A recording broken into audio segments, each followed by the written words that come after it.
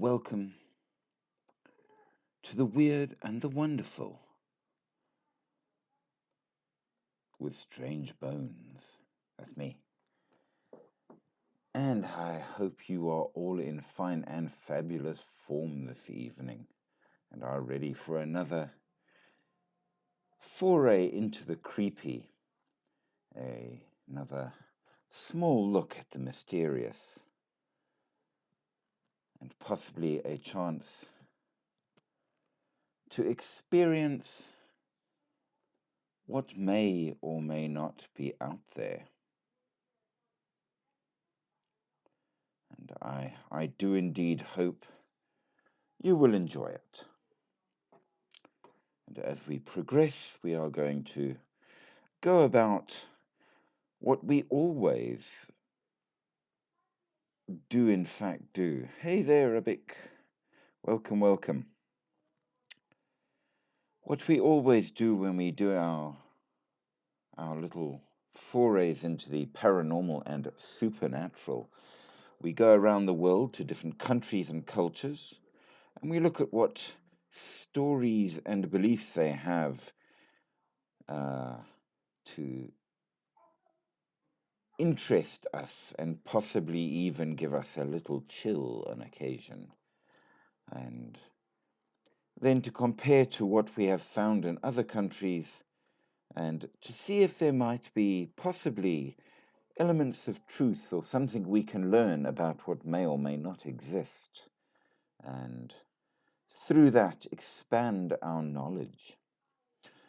And we have been around a few sorts of places here and there.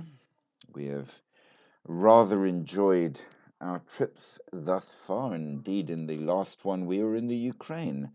And we are still going to be in Europe, but in a very different country than the Ukraine. Hey there, have you seen? Welcome, welcome. We are going to toddle across to Western Europe. Much thanks for the likes. I always appreciate you. Are a great man, sir. Thank you very much. Just in terms of housekeeping, remember, we do not expect you to agree or disagree. You may have any opinion that you like, and we would certainly like to hear it as well. However, we do not tolerate rudeness. And if you are rude on the channel, we will apply the boot and kick you off, because we are here to enjoy, to share opinions. And indeed, we have quite a number of different people of different religions and different cultures that do join us. And we all get along very nicely. So we'd like to keep it that way. Remember, as we say, we need the support, so like, subscribe, join the channel, do all the good things, send lots of presents, and make it a happy experience for all so we can keep at this. And today our aim is to do France. And I do believe that it's going to be a very promising one. France is a very interesting country in a lot of different ways. One of the things that makes it quite important is it is a way to travel through. Now, what do I mean by that? Well, as we well know, back in the day, in order to get anywhere, you either walked or took a horse or similar, and travel was not what we would refer to as the easiest thing, and you generally had to do it by land. Travel by sea was dangerous and expensive, and of course, back in the day, we didn't have all the modern amenities thereof that makes it so much easier today. And if you actually look at a map, you quickly realize that if you want to go between say, Morocco or Spain or Portugal and Germany and even the UK, you had to go through France. If you want to go to Italy from Spain, the easiest way to do it without a serious sea journey, you went through France. So it was something of a hub, which meant you got a lot of traffic, and of course, it meant quite a bit of trade, which meant a fair bit of money, which made it quite an important place culturally. Of course, it had all of its own culture and all going on as well. And what this essentially means is we have a country that will be rich in history and more. And of course, this is a great thing because when it comes to finding out more about the paranormal and the supernatural, there will be plenty of stories, and indeed there are. So we shall also point out that a fair number of wars have been fought in France for varying reasons. Plenty of smaller wars. The Crusades often went through France on their journey to the Holy Land.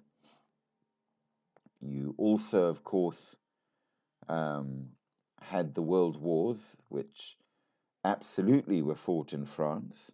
And seeing as a large portion of what we are interested in are ghosts, that many battles and historical events make France an absolutely rich place to talk about. So I do believe we shall learn a bit. And along with that, of course, as well, um, there are a number of stories which never hurts, and a varied number of things that may interest us and tell us how things are seen. So, welcome, Didi, Johan, G, and all the rest of you. You are indeed very welcome, and I hope you enjoy. So, France is known for, uh, as I say, a very rich history, and with it comes all kinds of interesting stories. Some of the most famous, including the ghost of Mortemer Abbey, the White Lady of Chateau de Brissac, and the spectral residence of the Père Lachaise Cemetery. Um, Quite a few interesting places like the Chateau de Fougeray and the catacombs, of course, of Paris and the Chateau de Puy-Martin. So I think we shall find a fair bit there. Mortemer Abbey, as we know, is in Normandy, 12th century, and is said to be haunted by murdered monks and the White Lady. So again, something of interest because white ladies turn up in a number of different countries and cultures. Um, Chateau de Brissac is one of the most haunted of castles, and its most famous ghost is not a white lady, but rather the Green Lady, which may or may be something to talk about. An interesting little change. The Père Lachaise Cemetery uh, has a number of famous individuals, including Jim Morrison, uh, who apparently haunts his grave. Hmm. And of course, as we go along, the catacombs of Paris um, are filled quite literally with the bones of millions. And I'm sure that if you're going to get a ghost, let's be honest, there's gotta be one there. We, of course, also have a number of stories about ghosts, some of which may have their uh, roots in truth. We all know the story of Gaston Leroux's Phantom of the Opera. Uh, a story, but perhaps with some roots in truth. And we also have stories like The Horla by Guy de Maupassant, story of a man driven to madness by a supernatural entity. The L'amour amoureux by Théophile Gautier, the story of a priest who falls in love with a vampire. And you thought that Twilight was an original. Ha ha ha. So not so. There is, of course, the stories by Jules Amédée Barbry de Aurevilly, which is a collection of short stories called Les Diaboliques. Short stories with dark and sinister characters. And of course, as we go along, we will find that they have a great many other interesting stories to share with us. So let's dive in and begin looking at where their folklore comes from. And of course, France is the land of love.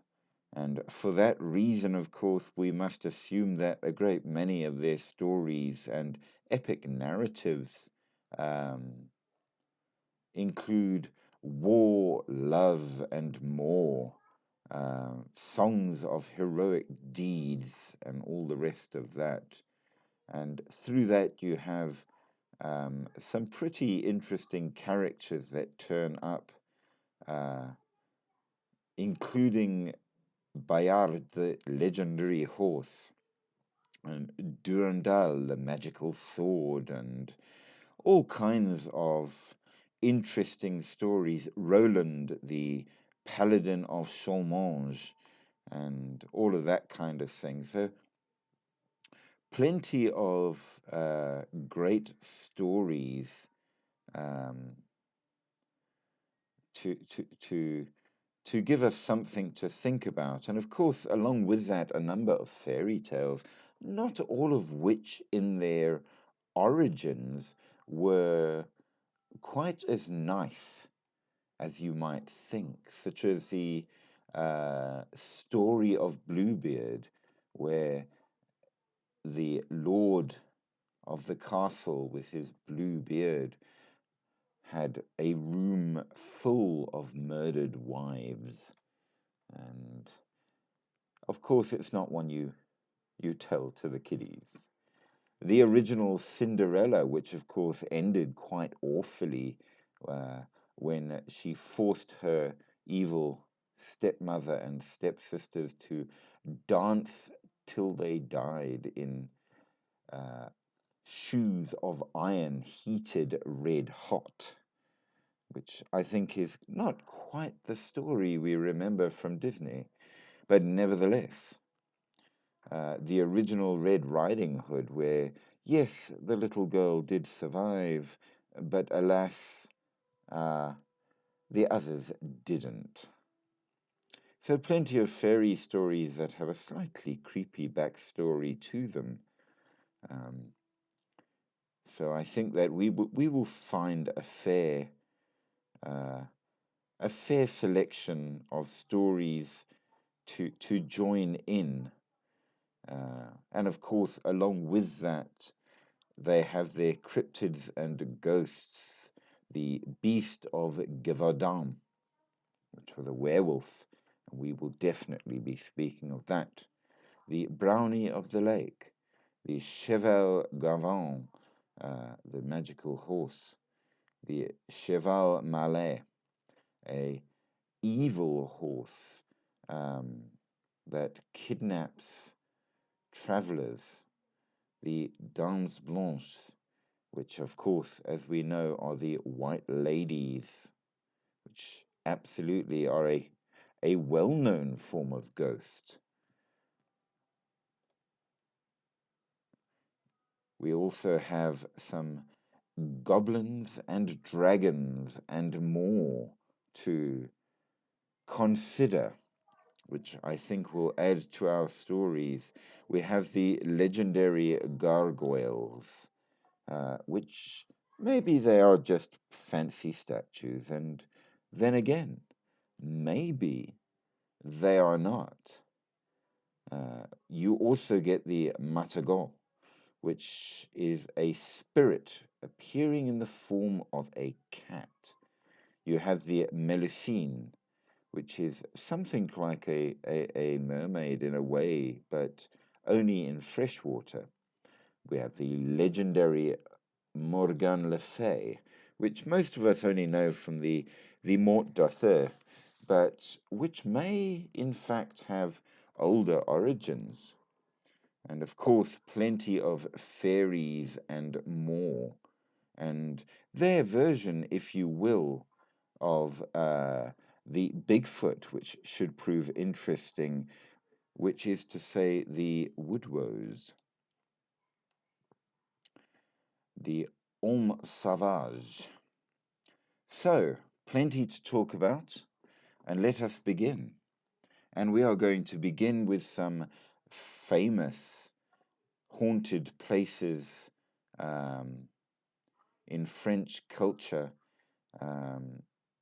which may have received a dent since the French Revolution, when there was a supposed take on of rationality and the rejection of superstition, the Cartesian way of seeing the world, based in the Enlightenment of René Descartes. But of course, it seems that stories such as these never do leave. Phantoms and apparitions, haunted castles, sorcery and poltergeists and demons, and they still remain in the background no matter how hard people try to be sensible. So, as we know, there's quite a lot of interesting stories, and Mortemer Abbey in Normandy is absolutely up there at the top. It is allegedly stalked by several French ghosts. The 12th century Abbaye de Mortemer, about 30 kilometers southeast of Rouen, is said to be one of the most haunted places in the entire country. Originally one of the largest Cistercian monasteries in the world, its origin story is quite interesting in that the area where it is built was a swamp, and they had to try and reclaim the land simply to build the place. And of course, right off bat there you see their first mistake, so to speak, because the place that they needed to drain in order to build the abbey was a place known as the Dead Lake, Mort Mar, which of course gives the abbey its name. Chronically underfunded, it never thrived the way it was meant to, and by the time of the French Revolution, it had already fallen to significant disrepair. But a small community of monks, some say they were half mad, still lived at and tended the abbey when in 1790 the revolutionaries, in a fit of zeal, decided that it was very important to get rid of any and all superstitions, including that of religion. And they stormed the abbey and slaughtered 4 of the monks that were still there, dragging them to the cellars to carry their nefarious deeds out. Monks' blood and overturned jugs of wine intermingled in the cold cellar floors, leaving a truly gruesome scene. Since then, rumors of ghostly monks haunting the skeletal ruins of the abbey have persisted for generations. There is even an account of a benevolent robed ghost emerging from the forest surrounding the abbey during World War II, saving an English paratrooper from an enemy attack by escorting him to a safe hideout before he simply faded into nothingness. I dare say that would have given the soldier some pause in that regard, but nevertheless. So, Dame Blanche, a white lady, one of these is also said to haunt Mortemer Abbey and to lurk among the ruins that remain. Uh, Apparently, this ghost even frightened residents and visitors back in the day when it was a properly functional abbey, and still does wander the grounds now. Um,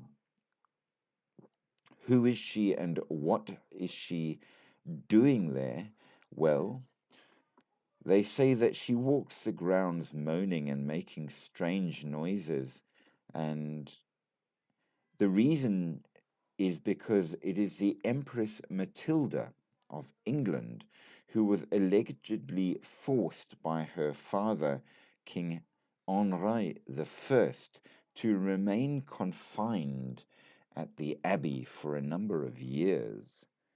After she died in nearby Rouen, as the tale goes, she returned to haunt the abbey for eternity, emerging on moonlit nights to drift among the ruins. Why she would go there is not clear, seeing as she was in fact buried at the chapel in Rouen Cathedral. But as we discovered in our last live, um, what makes a ghost is sufficient emotion at their death, and where they haunt does indeed depend on where their greatest emotion is focused, and there may indeed have been sufficient reason for her to haunt not where she died, but where she lived.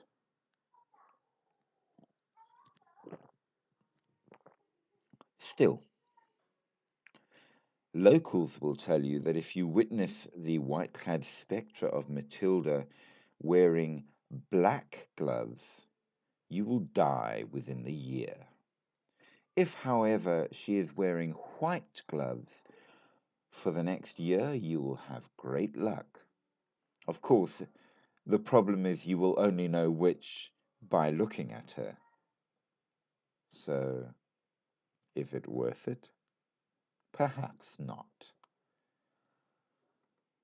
Now, according to several accounts, though not all of them can be given any serious credibility, the abbey and its adjoining 18th century mansion struck terror in the hearts of several owners over the years, including a wealthy Parisian family called the Delarousse, who performed exorcisms there in 1921 after several terrifying experiences.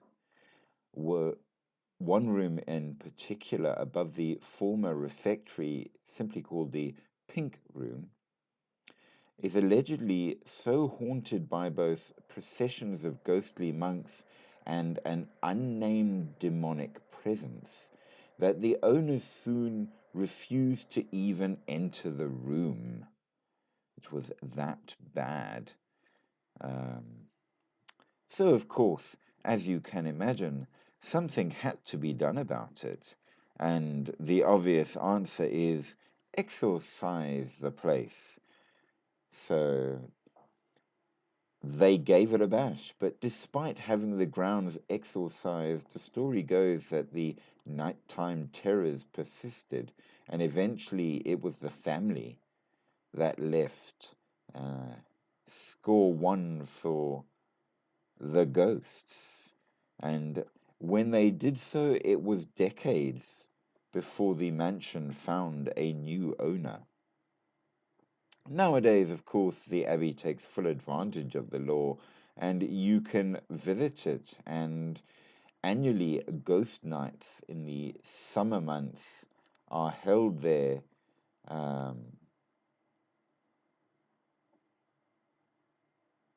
So you can actually go and visit and see for yourself. Are there ghosts? Are there not? Is it just rubbish? Well, who's to say? But you will only know if you go. Then you have the Damned Mansion in Pigalle in Paris. Anyone who has roamed the streets in Pigalle in Paris after dark can very much agree that there's something kind of creepy about it. Pigalle has long been known to be a quarter of ill repute, which means, yes, a red light district and various bawdy clubs, like the famous and very real Moulin Rouge, of which we know the movies and more, and apparently even far more X-rated counterparts, which even continue to thrive. There is even a museum there dedicated to eroticism in its myriad forms. But sadly, it closed in 2016. But it's a dodgy spot. And with that comes the darker. There was a club there called the Cabaret d'Enfer, the Infernal Cabaret. Now, with a name like that, you just know it's not a sweet place to visit. Much thanks for the likes there, Chubbs. That's very, very kind of you, and certainly very much appreciated. So, the Infernal Cabaret opened in the 19th century and closed sometime in the mid 20th. That stood on the Boulevard de Clichy. It was themed around not only eroticism but hell, and it showed the romantic attraction to the occult of the Parisians of the time. What makes it really creepy is its doorways required you to enter via the mouth of a giant stone demon. So, absolutely. Thank you. As you can imagine, that in and of itself was an invitation to creepiness right off bat. But it did not stop there.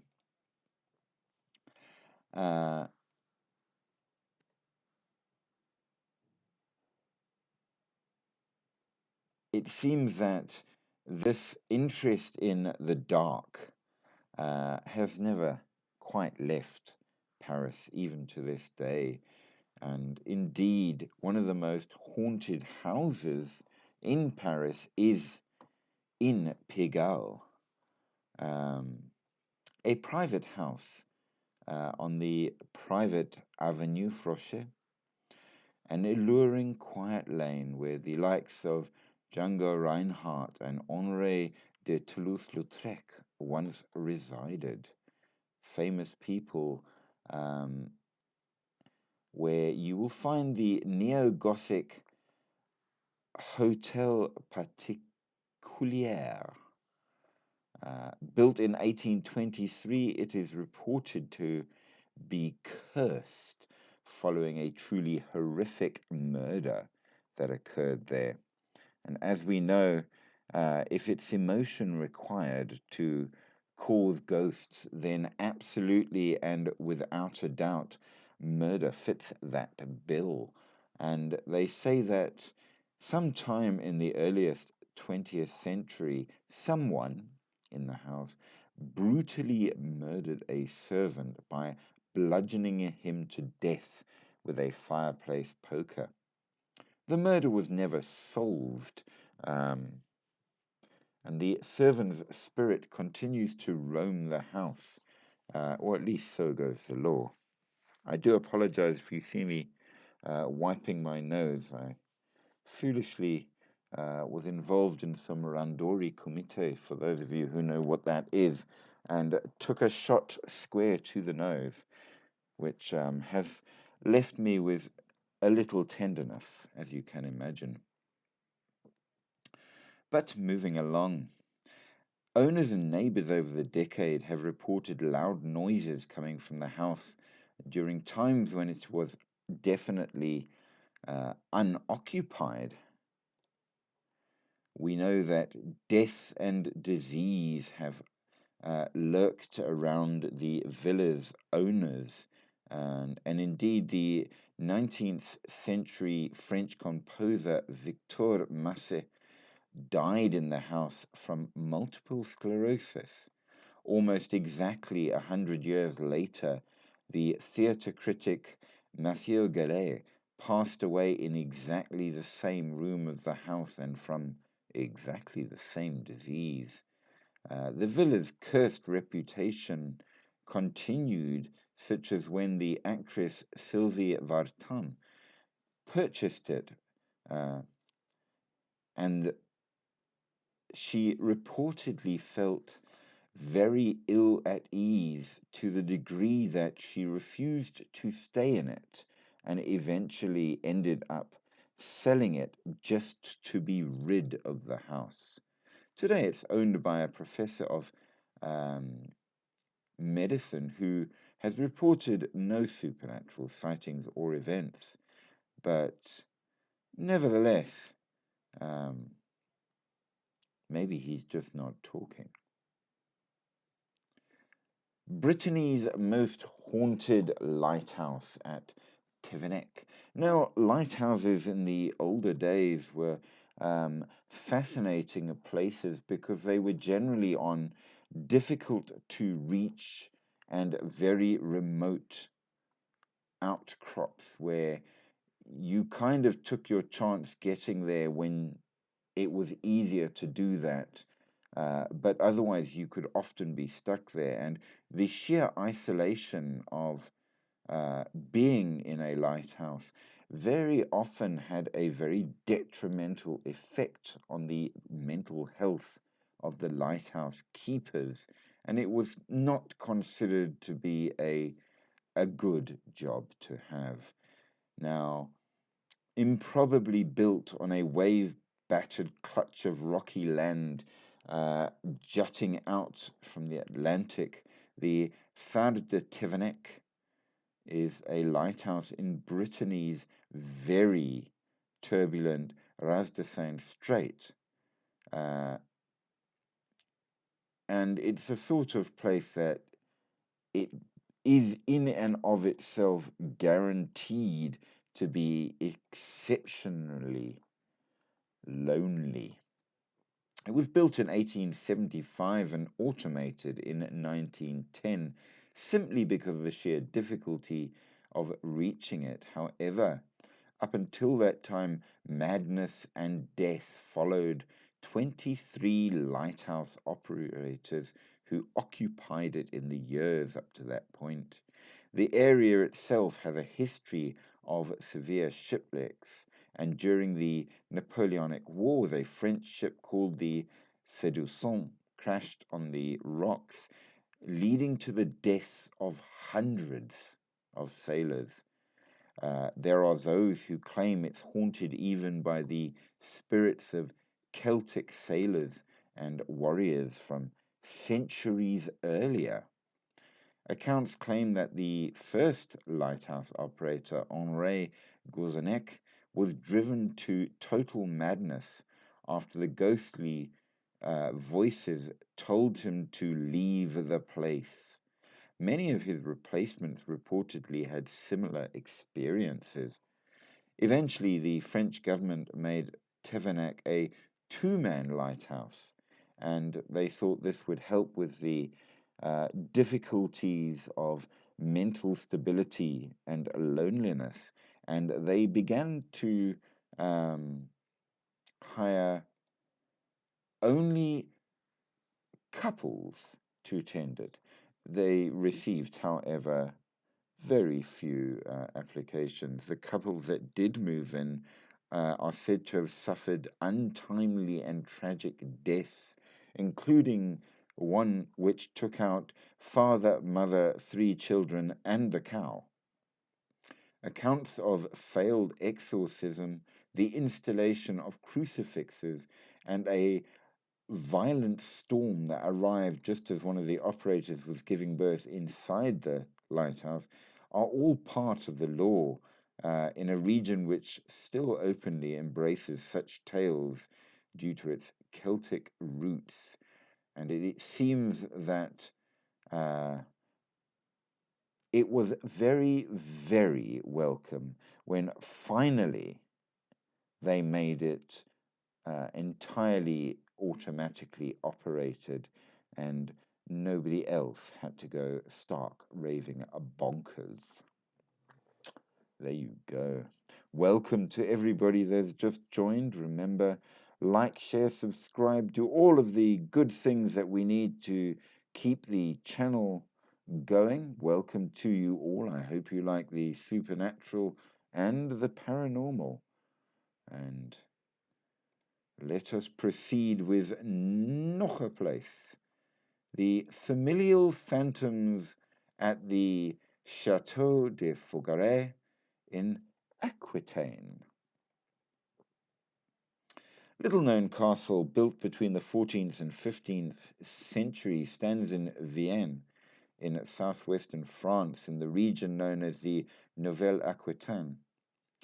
It is situated at the top of a very high cliff overlooking a very steep valley, and it has all of the so-called proper attributes you expect from a decently haunted castle. I mean, it's a little tidy in the landscaping, of course, but otherwise uninhabited for over 50 years following the World Wars. A family purchased the chateau in 2009. Since then, they claim to have had numerous paranormal encounters with what they say is an entire family of ghosts. Now, of course, the question would be, are they ghosts that are now a family? Or are they an actual family that all died and became ghosts? Well, let us go on and find out. They have, of course, been interviewed by several French press outlets in the past years, recounting stories of chairs that move on their own. Interestingly, smells of food and the sounds of a family having lunch in the living room when nobody's there.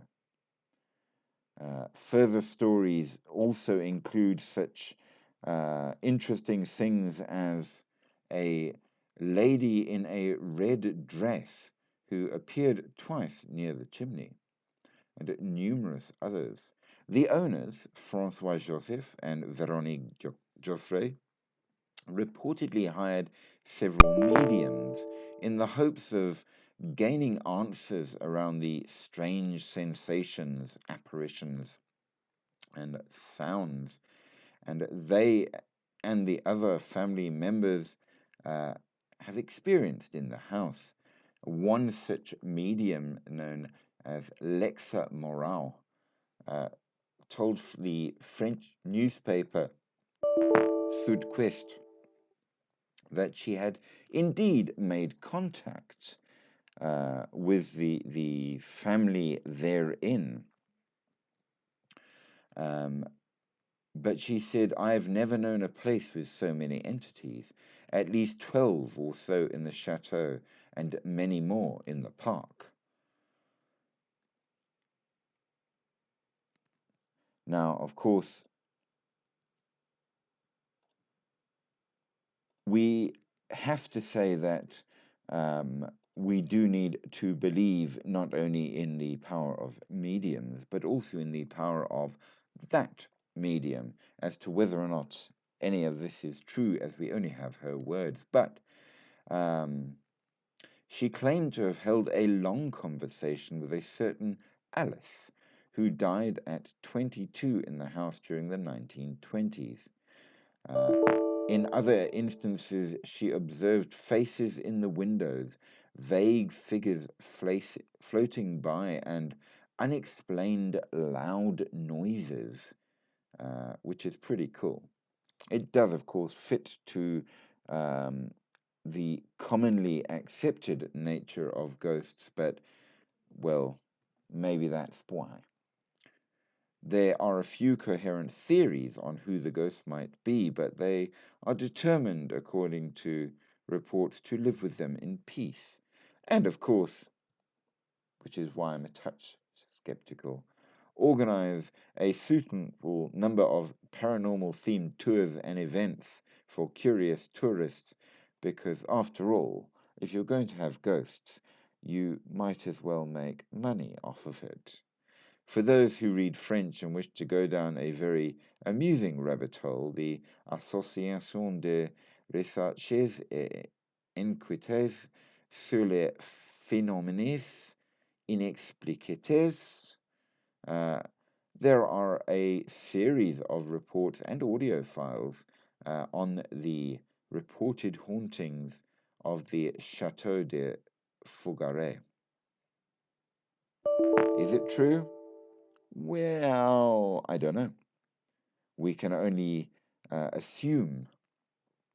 The next most interesting one indeed, of course, is the murdered wife of the Chateau de Brissac in the Loire Valley, which I think we shall discuss next. Now, the Chateau de Brissac is a very French style castle that seems somewhere between the sort of Middle Ages crenellated type and more of a mansion, which I think is a particularly French version of a castle. I mean, if you're going to have a castle, why not at the very least have a decent one?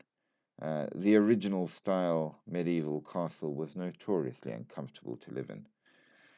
Now, this one is a particularly beautiful one, found near Angers in the Loire Valley, and it's one of the most lovely and imposing castles in the area, with 200 rooms and very well preserved for a castle that was originally built to serve as a fortress by the Counts of Anjou in the 11th century. It was, of course, refurbished in the 16th when it belonged to the aristocratic Cosse-Brissac family, but it is still inhabited and currently by the 13th Duke of Brissac. And of course, with it, there are a number of ghostly legends to add to the fun, because after all, you got to have ghosts if you're going to have a castle. Now, just like the Abbaye de Montmer, this too has a white lady, a Dame Blanche, who roams its rooms on stormy evenings. Sometimes, however, she is seen in a green dress, and then she, of course, would be referred to as La Dame Verte. This apparition is said to be the spirit of Charlotte de Valois, the illegitimate child of King Charles of France. She moved to the chateau after her marriage to Jacques de Brezé, but upon discovering her in bed with a lover, Pierre de Lavant, in 1477, Jacques de Brezé then murdered his wife with his own sword. She was only around 30. You might side with her, you might side with him. I suppose it depends on your view of infidelity. But they say the murder itself happened nearby in a farm, not at the chateau, but her apparition emerges on stormy nights, and the chapel tower is where she is most seen. So you may make of that as you will. But there are many more ghost stories to find out. I think that there is the places of executions that are really quite dark in many ways, where you might be quite surprised to learn, or maybe not, that if you're a fan of Harry Potter, you will have, of course, heard of the Philosopher's Stone and Nicholas Flamel, but he was very, very real, in fact.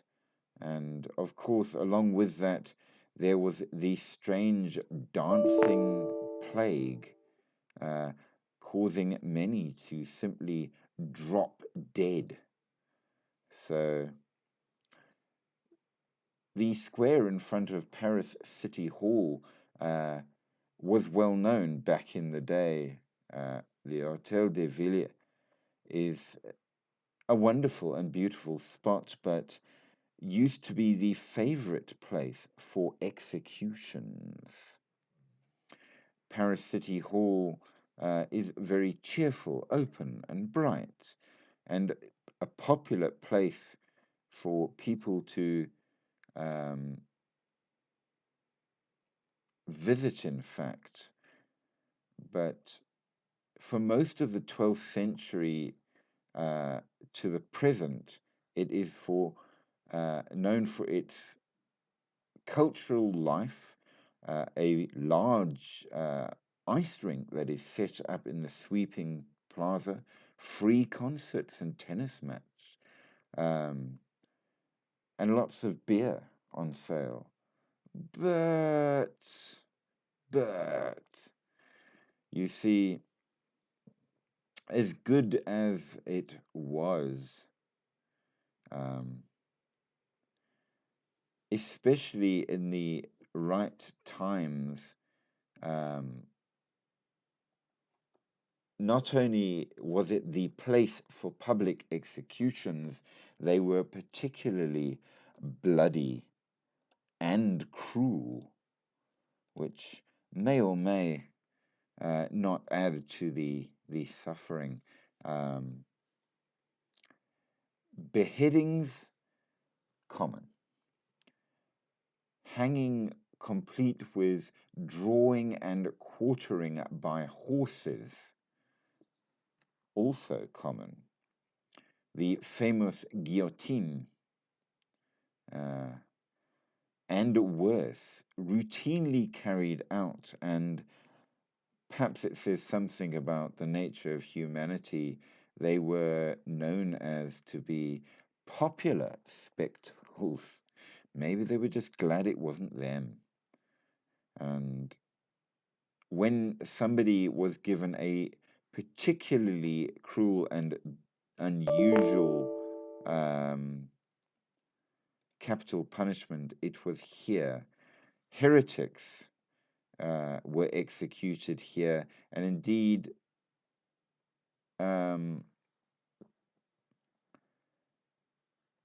witches from, of course, that time when the burning times, it did indeed happen in France as well.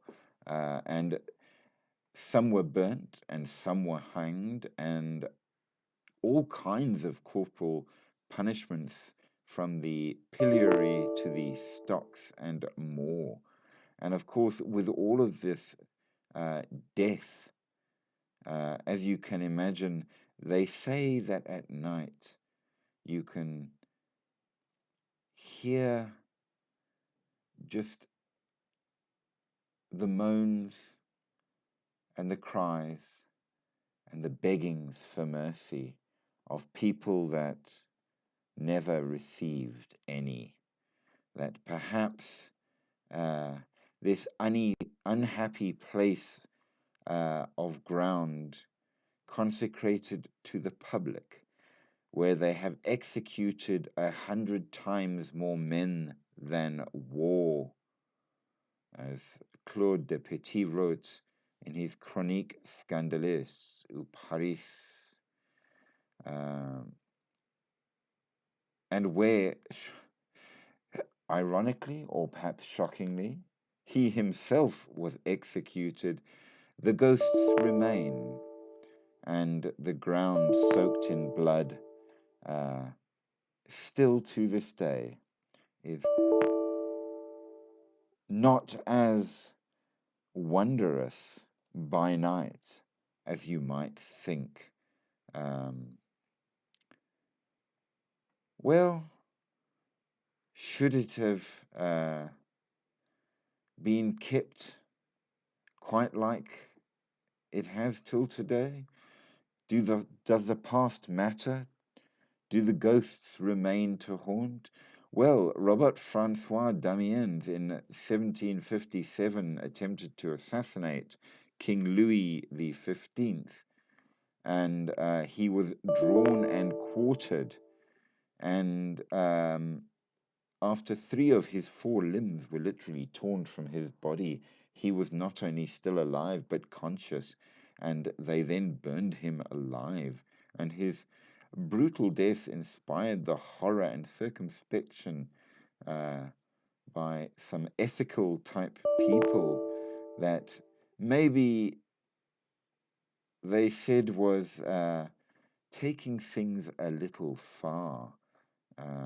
And perhaps the very fact that the ghosts are there is a fair indication that maybe not such a good place after all. As they describe it all,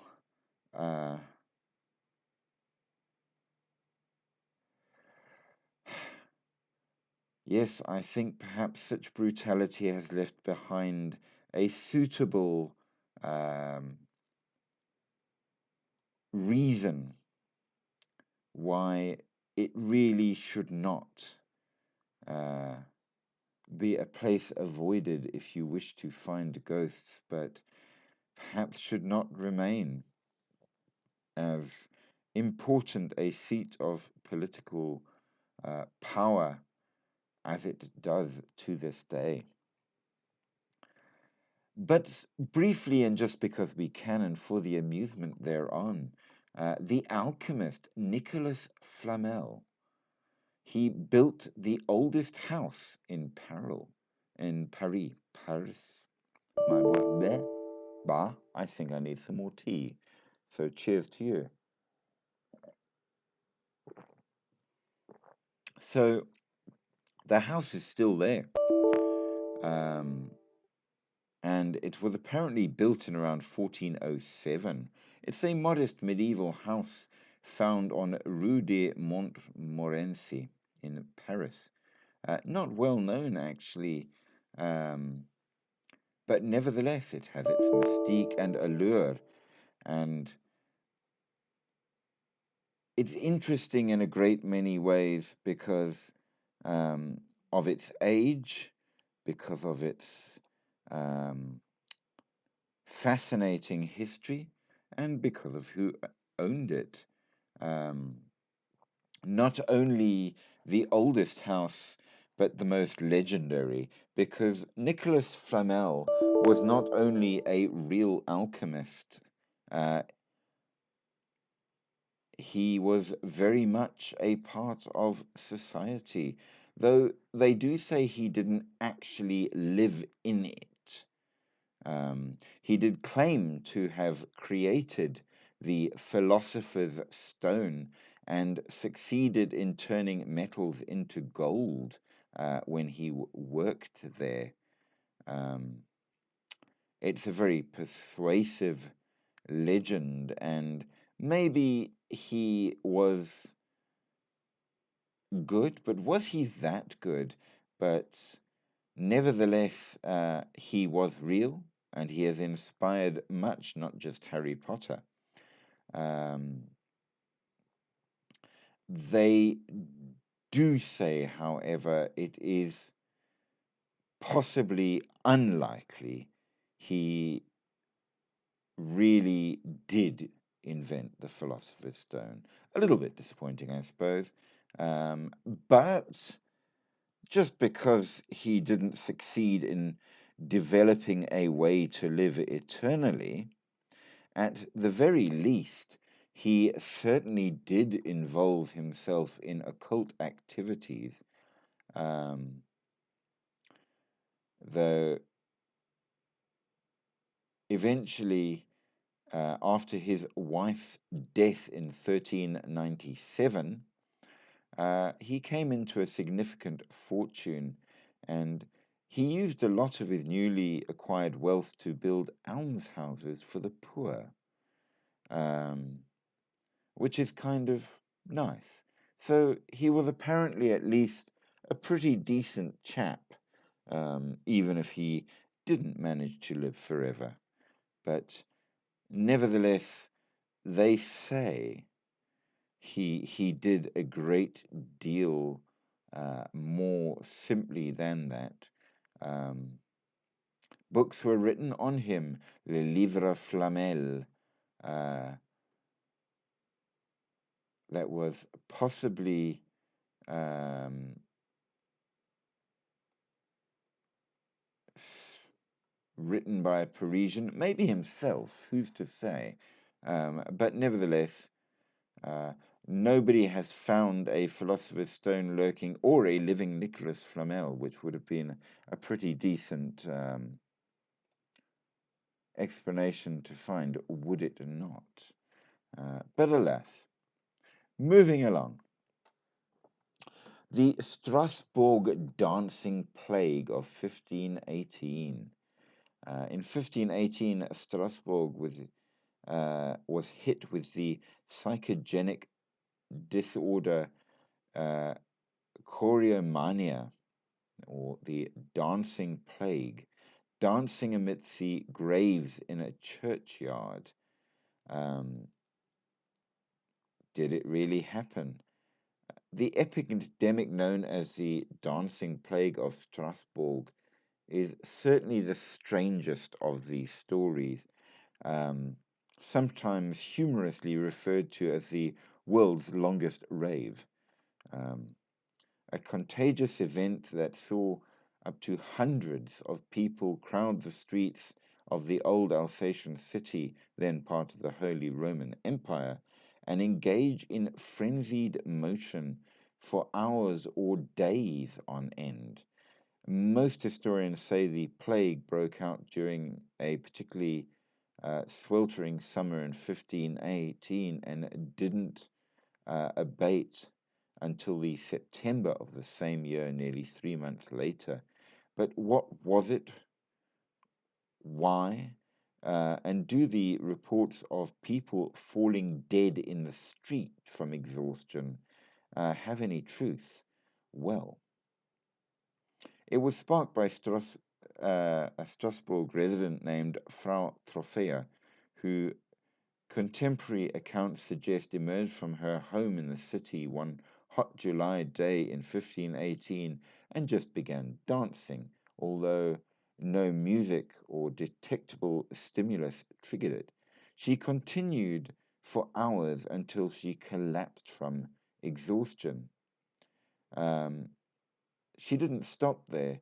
A few hours later, having slightly recovered, she resumed her frenzied, joyful motions, a few hours later, and the next day, and the next. And by the third day, curious crowds had gathered to watch, given that her feet were so badly bruised they were bleeding, and still yet she would not stop dancing.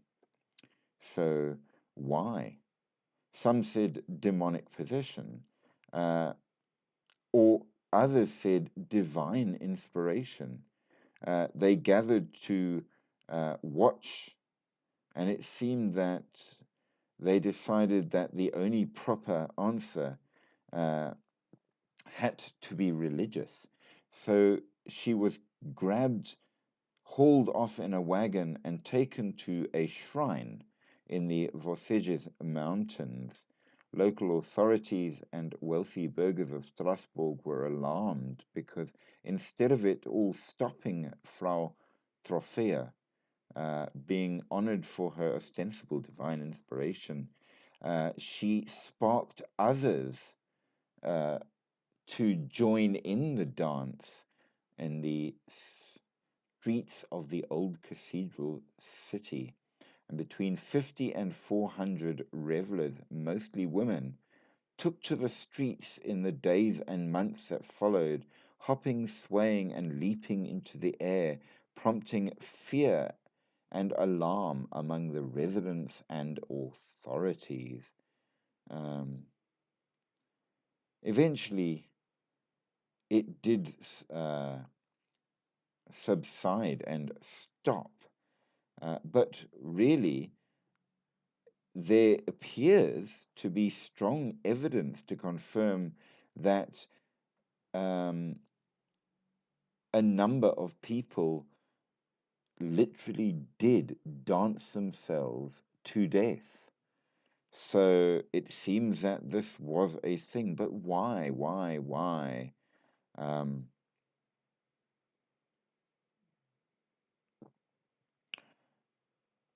it's not really clear at all. Religious interpretation was the one. Extreme heat causing mania, demonic possession, malevolent curses, divine inspiration. Uh, it could, however, have been the result of possible food poisoning.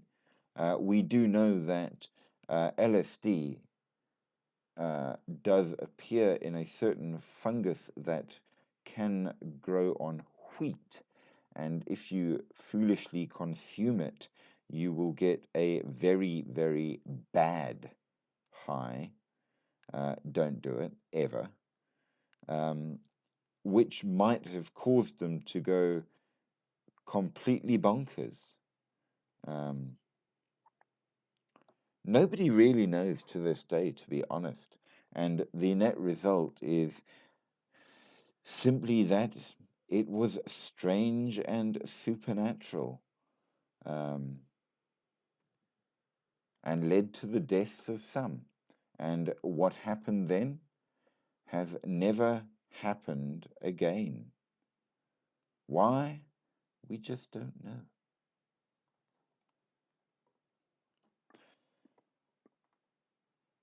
Now, we have spoken of the Chateau de Brissac, of course, and we need to talk of the Paris catacombs.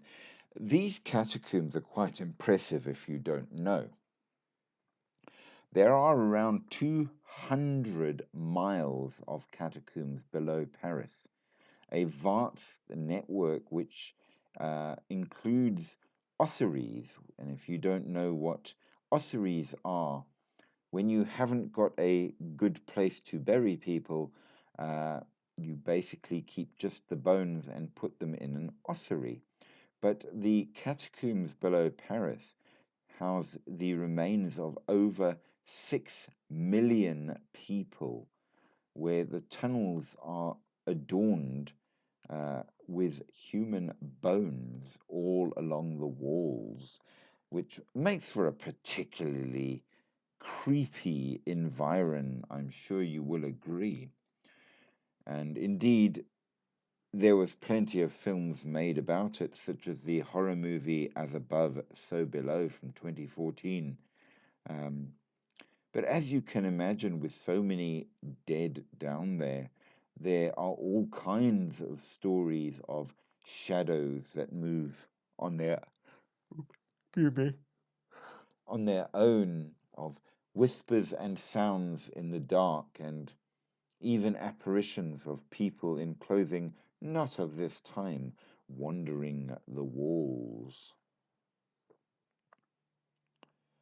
The next interesting spot we can talk about is Mont Saint Michel, rising from the sea like the most surreal of uh, castles.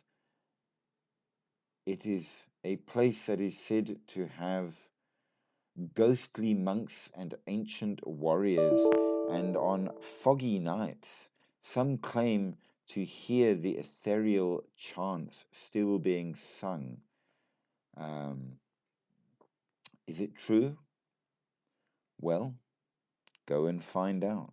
It's very hard to say uh, what may or may not be without having a good old look, but we do know that there are quite a few stories of haunted abbeys and more, so perhaps it is.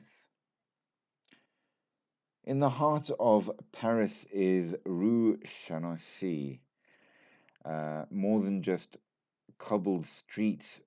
Centuries ago, a young man died here waiting for his love, and if you go there on cold nights, you may see his figure uh, walking up and down, waiting for his love to come, but she never ever does. Um, there was a beautiful film made about it um, that is partially fictional, but in 2011 it was known as Midnight in Paris, and a very sweet love story for those who like a little romance with their hauntings. Fort Écrevez in Lorraine, built for its military prowess, and gained a reputation for paranormal activities. Whispers, footsteps, apparitions are common. They say that there is quite a lot therein that you do need to be careful of, because after all, there's a good chance that you will see more than you bargained for, despite beside that. Now, that's not the only sort of places that you will find therein. Um,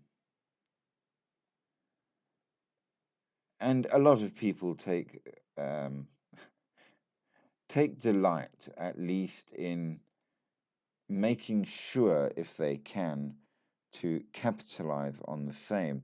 And I do wonder if there are real hauntings that, nevertheless, people are attempting to capitalize on, or if perhaps they made it up.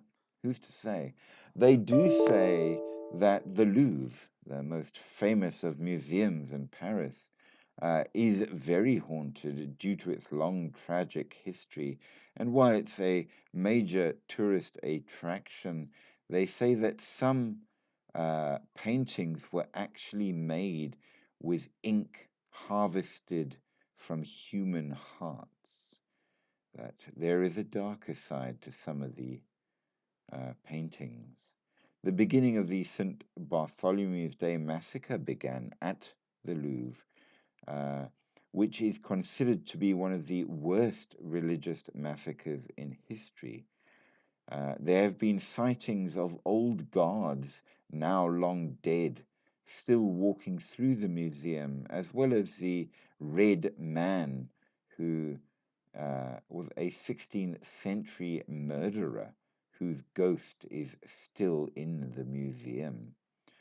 I do rather like the creepy idea of haunted paintings that some say, in fact, will turn to look at you.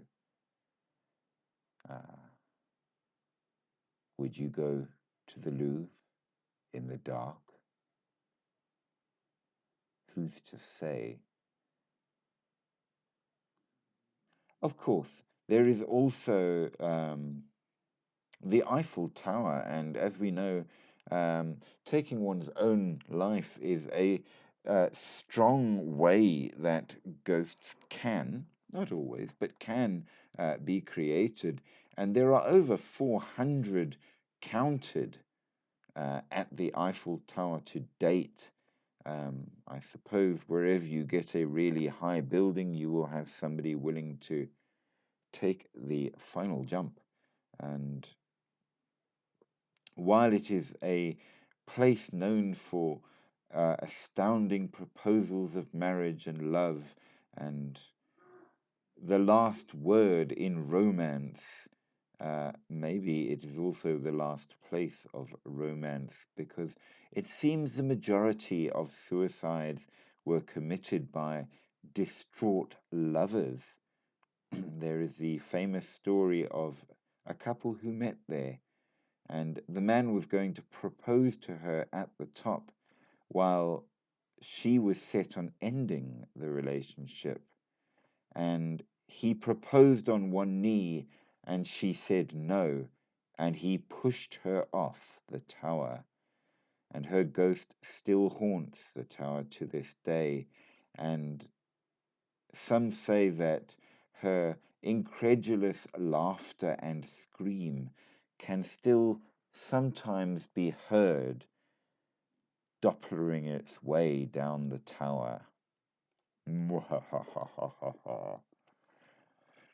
Ah, alas, alas. And of course, we've spoken of the catacombs where there are so many ghosts, it's probably impossible to count. And a great number of interesting sort of places that really, I've got to be honest, they're pretty beautiful, and would well be worth, I think, a visit just for the beauty and the historical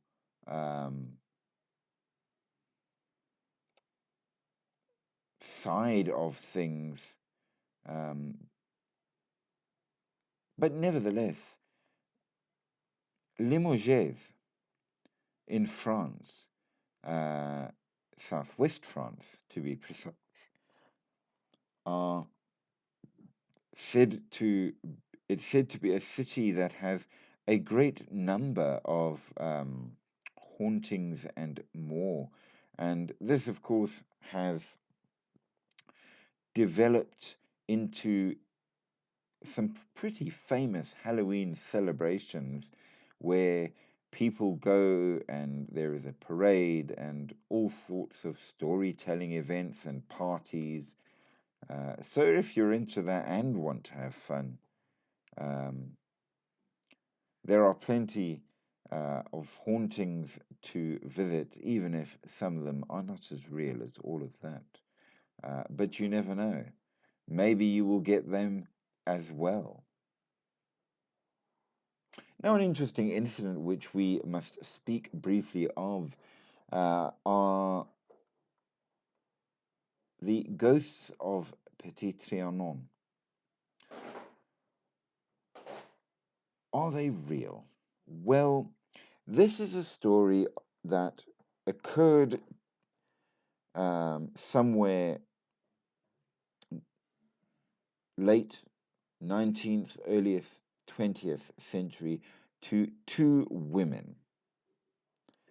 They did publish a book that initially they said was not true, but then they said, well, they didn't think anyone believes them and it was true.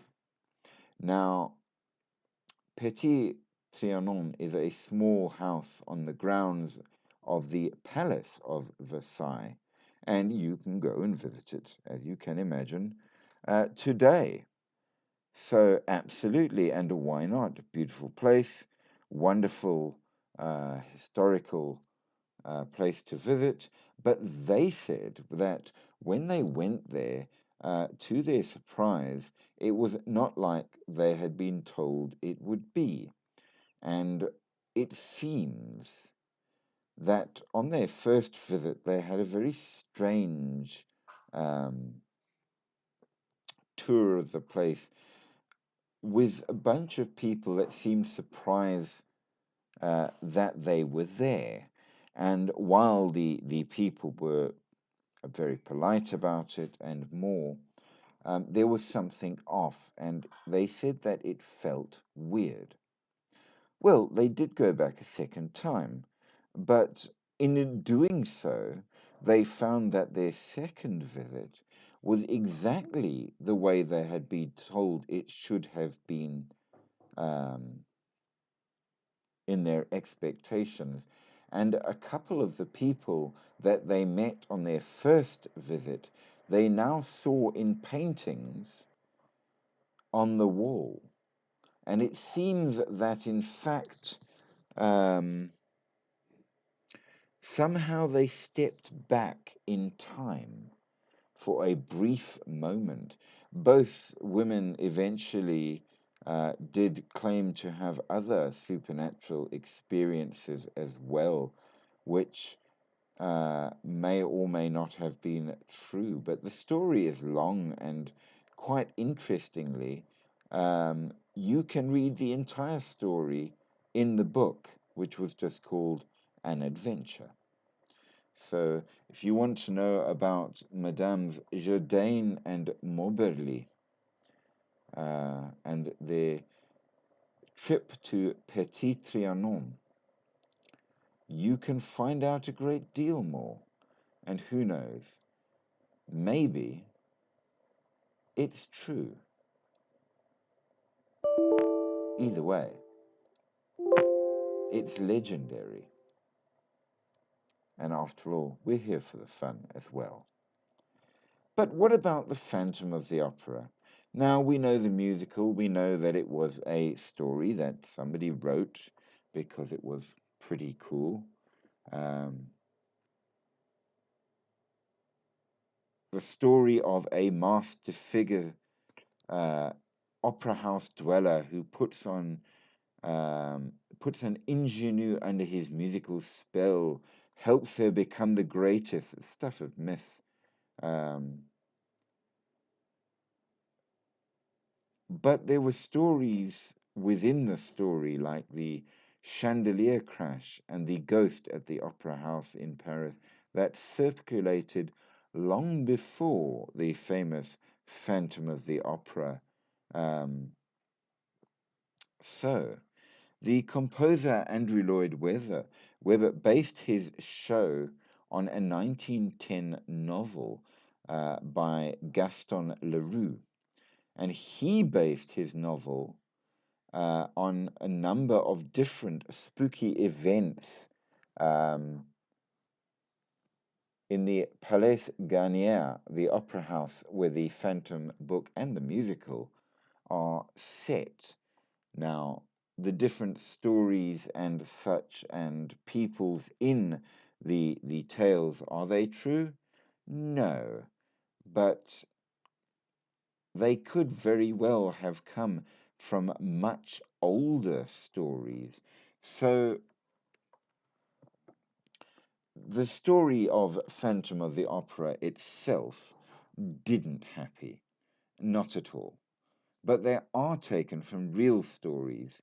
The devastating chandelier accident, where the huge, weighing over a ton chandelier that hung from the ceiling with all its candles did fall, injuring and killing many. Um, so that was an absolute true event. Um,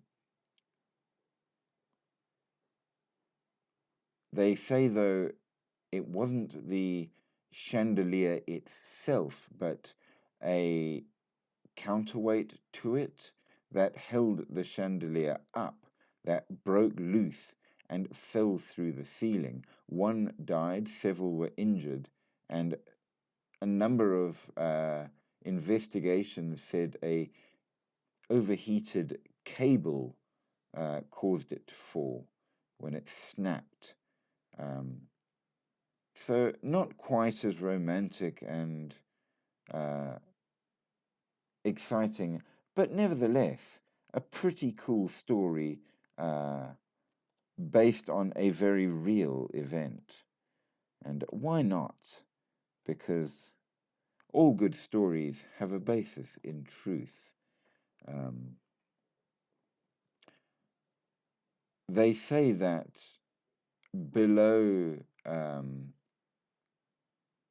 the Palais Garnier, the opera house, uh, there is an underground lake where the phantom escapes to, and surprise, there really is one.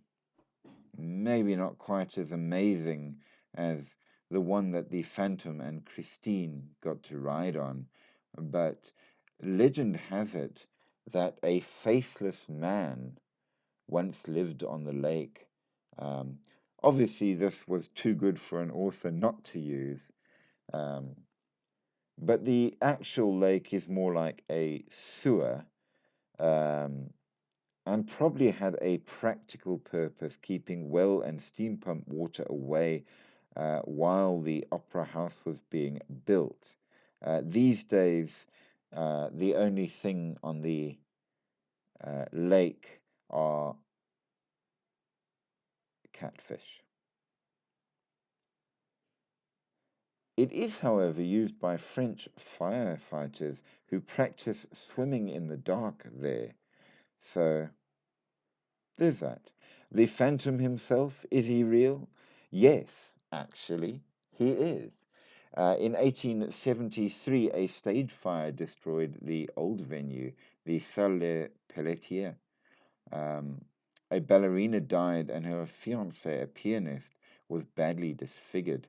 Legend had it that he retreated to the underground of the Palais Garnier and lived there until he died. He may well have been the faceless man of the lake.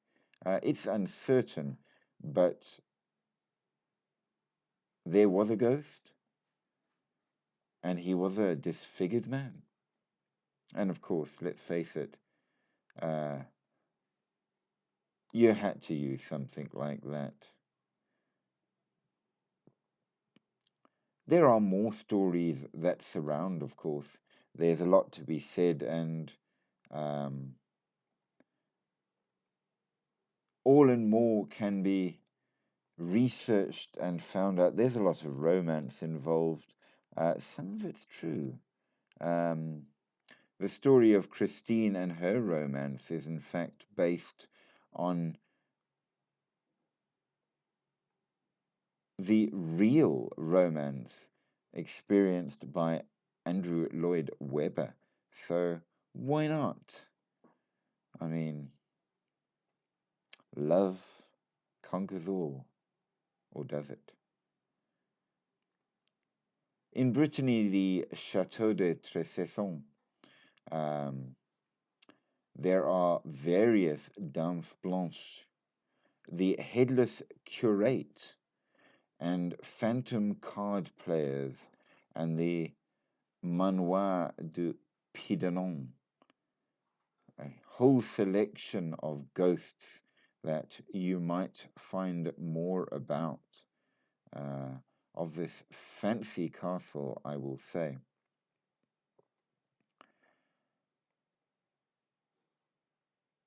There is a list of possibly haunted places longer than we can ever really even touch upon in France.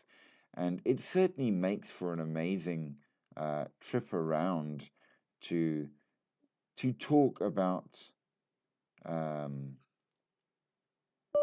the varied things. Broquiland, uh, there is the Pinepont Forest, the enchanted and legendary forest of Arthurian legends, where unicorns may walk and fairies may fly, and possibly Excalibur lies to this day. Merlin was said to be trapped there by Morgan Le Fay when she tricked him to steal his power. The Lady of the Lake, Vivienne, who imparted magic and mysteries, and of course Excalibur, is said to have come from within the forest. And of course, the Holy Grail itself may well be hidden there. Were they true? Well, hard to really say what the stories are, but the forest is real, and it is certainly mysterious, and you can visit it if you are brave. But what about the cryptids? Because we have done the ghosts. Well, we have the beast of Gévaudan, the French werewolf, which shows that werewolves are indeed in quite a lot of places. So there is that. There is also the Tarasque, a dragon from Provence, and the Loup Carcol, which very weirdly is a giant, dangerous, tentacled snail. Not all cryptids are allowed to be scary, but maybe it was a scary snail. There is the Bougoules, another werewolf, the Guivre, a huge snake-like creature, and then one, if you're Scottish or Welsh, you'll know this creature because they tell the same story about the sheep. The Dahu, a mystical creature with legs on one side of its body shorter than the other, allowing it to walk on mountain slopes. Probably not real. The gargoyle, of course important. The lutin, which is a kind of goblin. The melusine, the spirits of fresh waters. The matagot, spirits in the form of an animal, and the cheval malais. So let us begin with these terrifying creatures and see what we can say. Now, there are a number of different and interesting creatures that we can actually talk about. And the first, of course, are the wild men, sometimes known as the wild men of the woods. Mystical figures, for the most part, that might be comparable to satyrs or fauns in classical mythology, but in many ways, they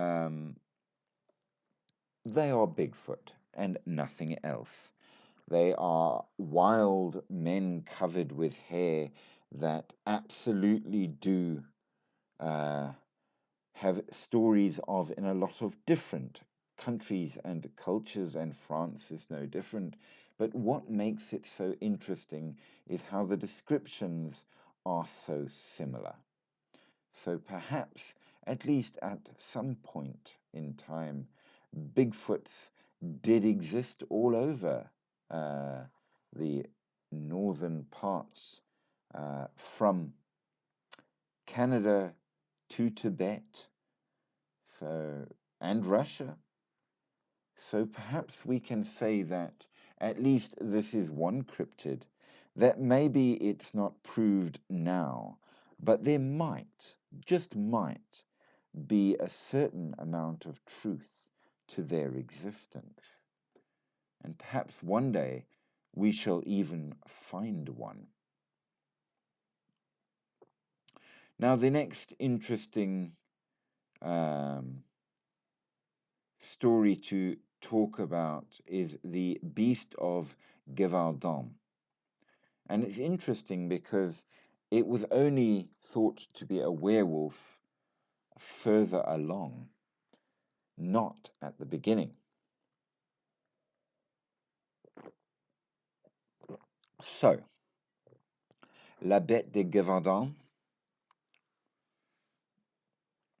The attacks began between 1764 and 1767. It was a man-eating animal of some variety that terrorized the former province of Gevaudan, which now, of course, is split into two different places. It is in the Margeride Mountains in south-central France. It's an area spanning around 90 by 80 kilometers, that's 56 by 50 miles, and they are said to be committed by one or more beasts of tawny or russet color with dark stripes, a tail longer than a wolf's ending in a tuft, and which may or may not have been the size of a cow.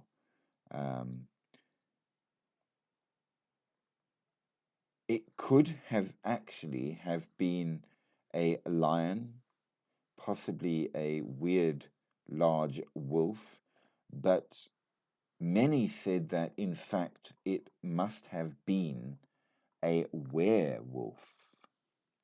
Now, for those of you who don't know, you get different kinds of werewolves, those that only turn into a wolf-like man on its back legs, and those that become fully a wolf, but large and faster and stronger.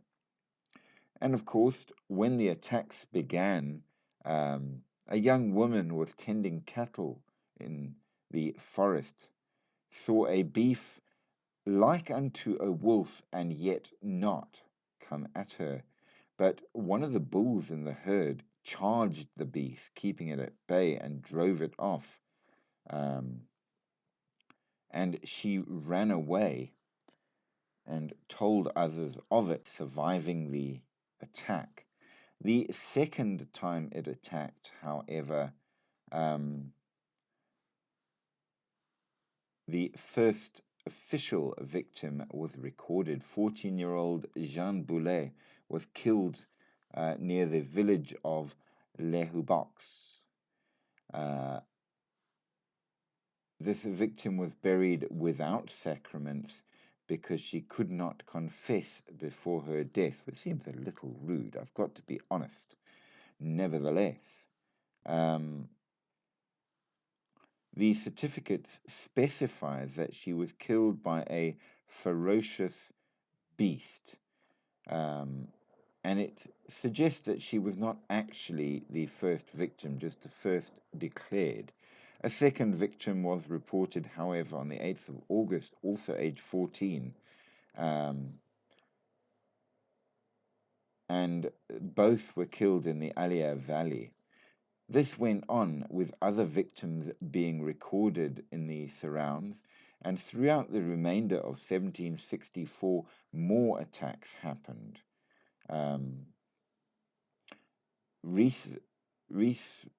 Researchers or reporters noted that the beast only seemed to attack the victim's head or neck, and that the beast had supernatural abilities.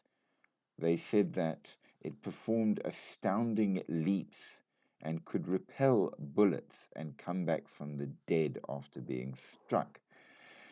By December of 1764, rumors began circulating that there might be more than one, and eventually, of course, this got to the ears of the Bishop of Mende, Gabriel Florent de Choiseul-Beaupré, and the Count of Gévaudan, and they called for prayers and penance, as was proper when an unholy creature arrived. But the bishop said that the beast had come sent by God to punish men for their sins, which doesn't seem to imply they planned on doing anything about it at all. And the massacres continued. And by 1765, a number of people, many of them children, were attacked. But they managed to drive it away by staying grouped. And eventually, this got to the attention of King Louis XV. And he at least did something. He awarded 300 livres to Portefeuille and 350 livres to be shared among his companions for their courage. And he also rewarded Pontifex an education at the state's expense for driving off the beast. He then decreed that the French state would find and kill the beast. And so he set out a reward: find it, kill it, prove it, and great things could be made of you. So, with the royal intervention, of course, you had a lot of interest, and Captain Duhamel of the Clermont Prince Dragoons and his troops were sent to Gévaudan. And while they were pretty zealous in their efforts, non-cooperation on parts of the farmers stalled their efforts. He almost did shoot the beast, but there were issues, and eventually he became frustrated in his efforts. So the king agreed to send two professional wolf hunters, Jean-Charles Marc Antoine Valmesle de Enerval and his son.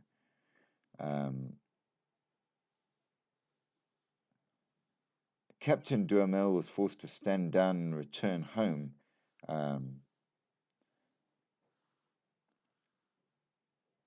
But eventually it became a bit of a, how can we put it, a challenge between the two, as wolf hunts were organized by Duhamel, while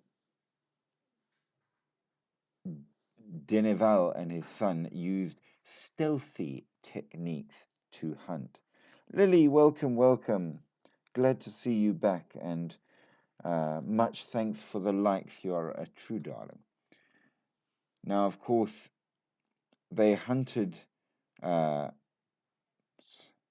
in their own ways, but never got the beast. Eventually, however, a great hunt was organized by Francois Antoine, and eventually he found and killed a huge grey wolf that was 80 centimeters high at the shoulder.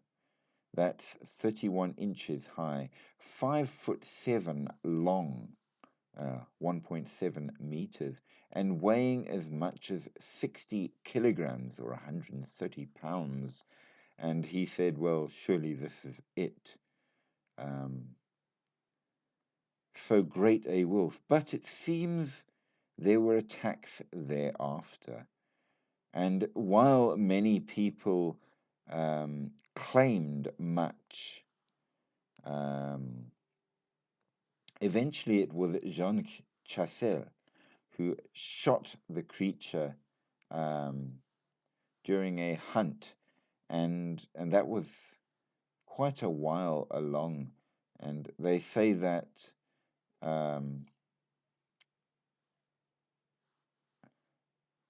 they used large caliber bullets and took down the beast, and thereafter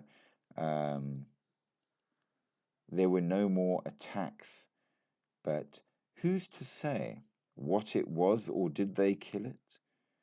I suppose it's difficult to really say, seeing as the body of the creature shot was never printed um, to the court for certainty, proof, if you will. The murders did actually stop, and a lot of money was paid out for those who very kindly did defeat it. What was it? Does any know? It could have been any number of prehistoric creature, such as a dire wolf, a large lion of some kind, or possibly hyena, dire hyena. They really did exist once upon a time, and perhaps if a very large one remained, it would have caused a great deal of difficulties for that. Others, of course, quite naturally said that it was a werewolf, and the reason none could kill it before was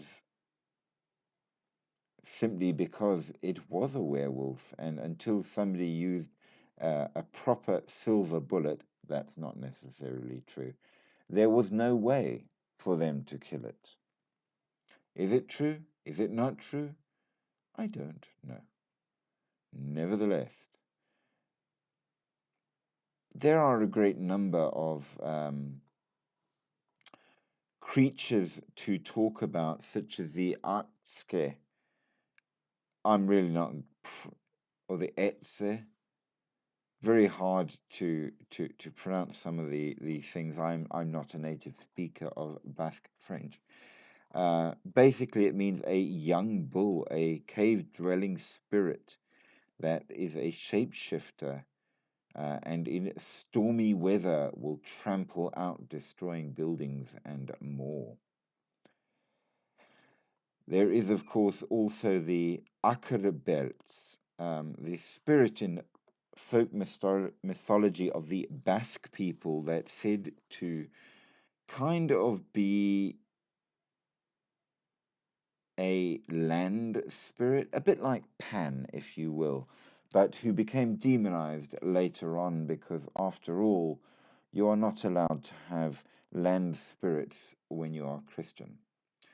There was the Basajan, which basically is your Bigfoot, the Basque version of the Bigfoot, thought to be quite nice people, and would teach agriculture and ironworking to humans if treated well. The Gueco, spirit of the night. Certain things are not allowed to be done outside the house at night by this creature, and he will punish you if you try to show off by being brave and boasting of not fearing the dark. Some say that he is a devil, others say no. Who's to say? The Herrensaug is a dragon in Basque mythology, and we know that in much of the Western Europe, dragons hold a big place. Some of them, such as this one, having multiple heads, others with only one. And dragon mythology has carried on throughout the stories. As to what they might be, we don't know. But they're certainly considered to be an integral part of Western European mythology.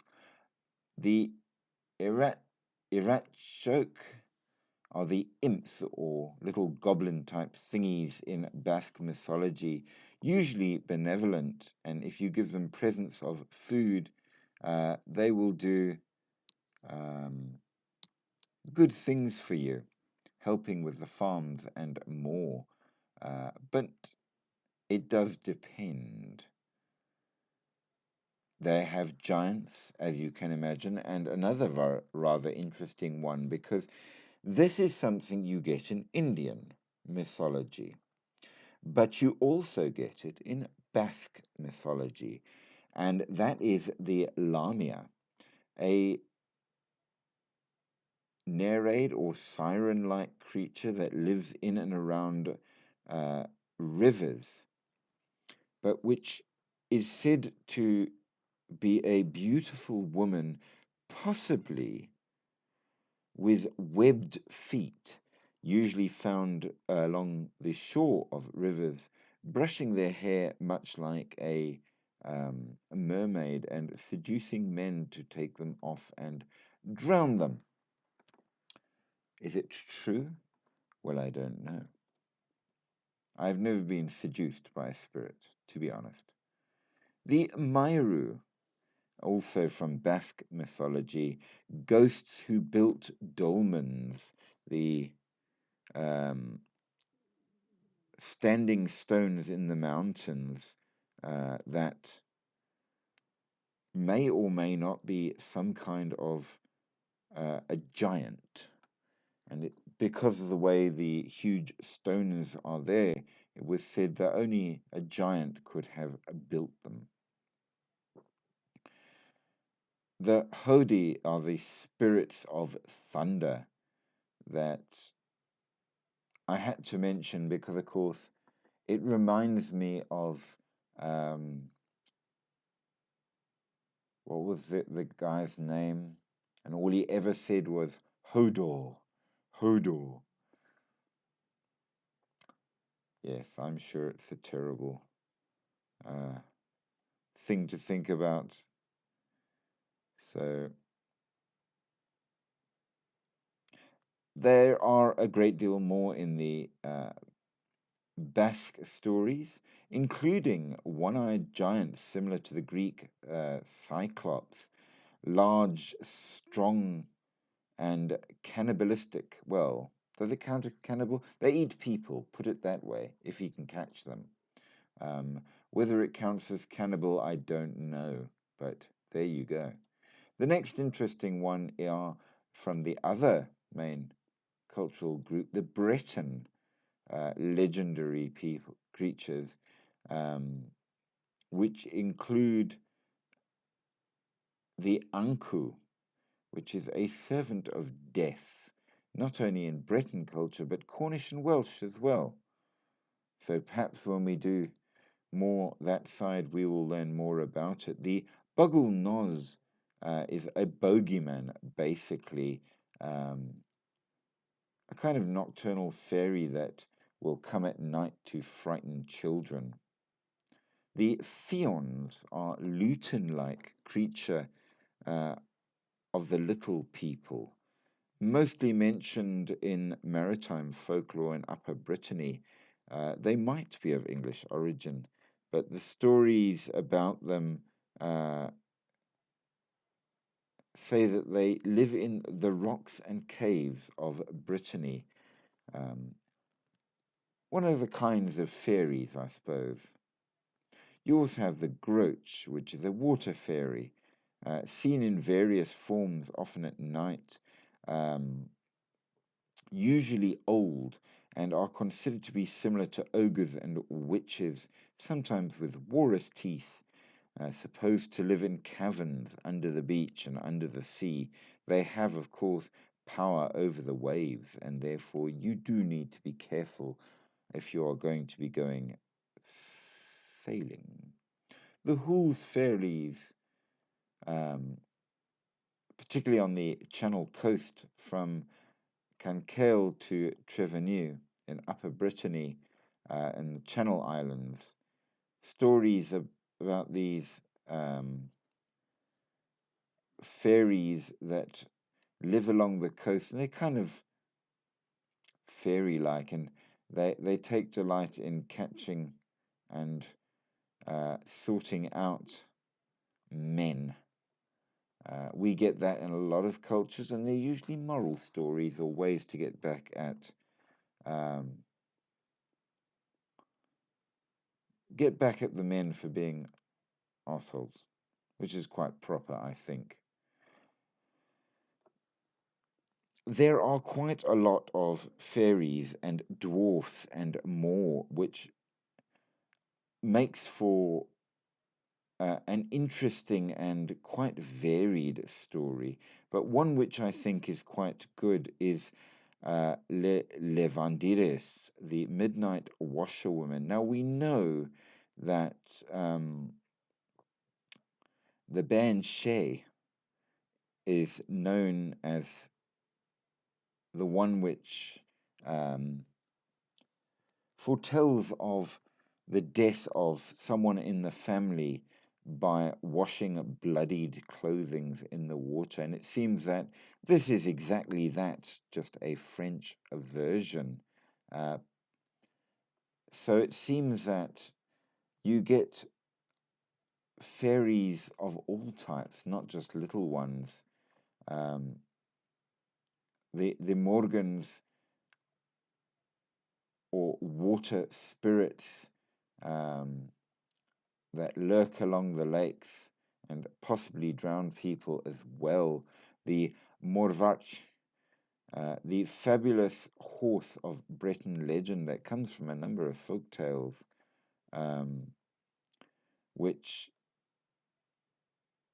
basically it would wait for a suitably tired traveler and convince them to try and ride the horse, whereupon they could not get up and would be galloped off with, never ever to be seen again. Um,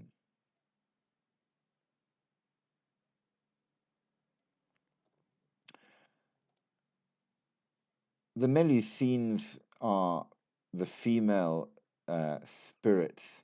Sometimes have wings or tails, sometimes don't. Usually with a fish tail, much like the mermaid, but a freshwater version only. Um, and said to be um,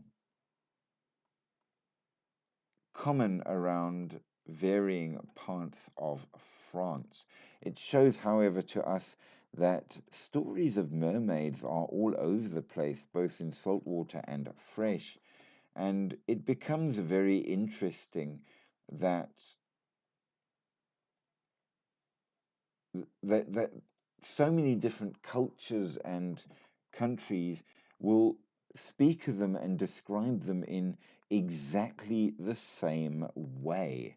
Um, a very interesting one we have to talk about because, sorry, but it's funny, is the Tarrasque. Now, if you are a fan of Dungeons and Dragons, you have encountered it in the lore there, but this one comes from France. Uh, a lion's head, the body protected by a turtle like carapace, 6 feet with bear like claws, a serpent's tail that can expel poisonous breath, uh, snail like possibly, or turtle like possibly. Um, a common story was that it ate people, and of course, what exactly it may have been or was thought to have been is a bit difficult, but um, it's become something of a legendary creature in that regard.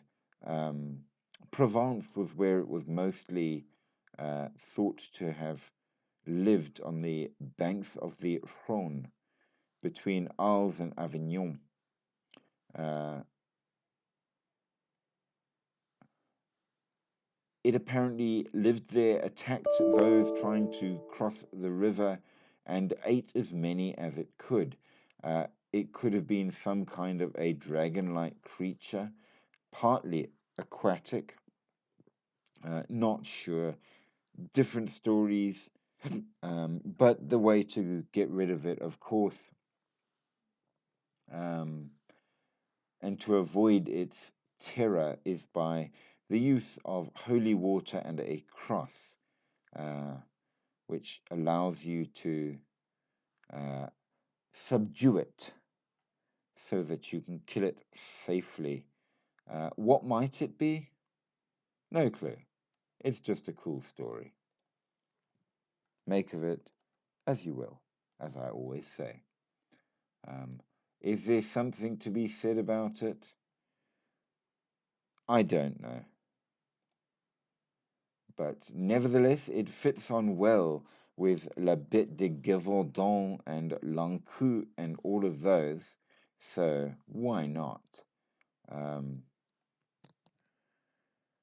They also have stories, of course, of the nightmare, um, which they call cauchemar, and it works exactly the way your chest-sitting demon does, sitting on your chest so you cannot properly breathe or move, and slowly choking you out, possibly requiring excuse me, protection, be it um, religious or through witchcraft to stop it, um, and apparently caused mostly death of infants, which is quite sad, but nevertheless, it's a common theme in a current story. You find a great deal of cultures and countries, and seems to be a particularly nasty variety of spirit.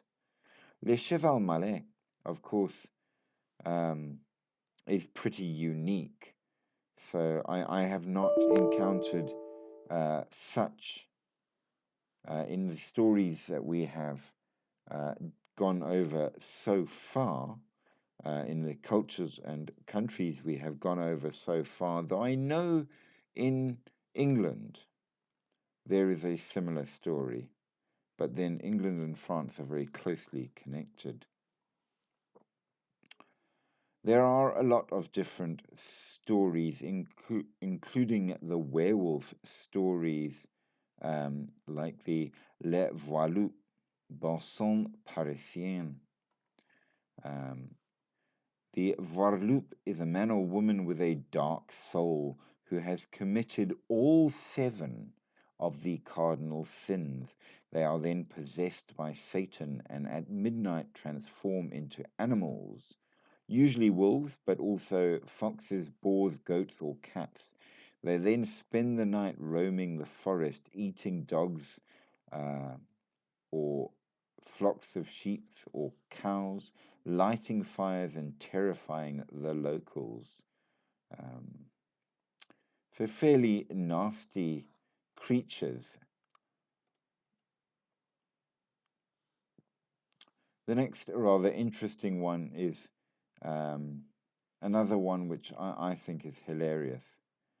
Lou Carcolth, the giant slimy snail serpent with hairy tentacles and a large snail tail, which is said to live in a cavern between Hastings, the town in which is found in southwestern France. Its slime is said to be seen long before the creature arrives, and one should avoid approaching as its tentacles will grab you and it will devour you whole.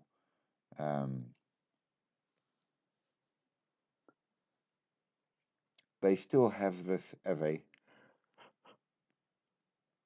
story to frighten children, that if you are not good, Le Carcolth will get you. But I do believe that perhaps it's just a tale. There are varying other creatures, of course, that we could easily speak on. Um, but alas, there is a limit to the time that we have, and we must consider possibly closing things off with that. The ghosts have been ghost like and indeed have been all of the things that I would expect a ghost to be, but we have not found further answers to our questions of can a ghost move through glass? What exactly makes a ghost stay in one or another place?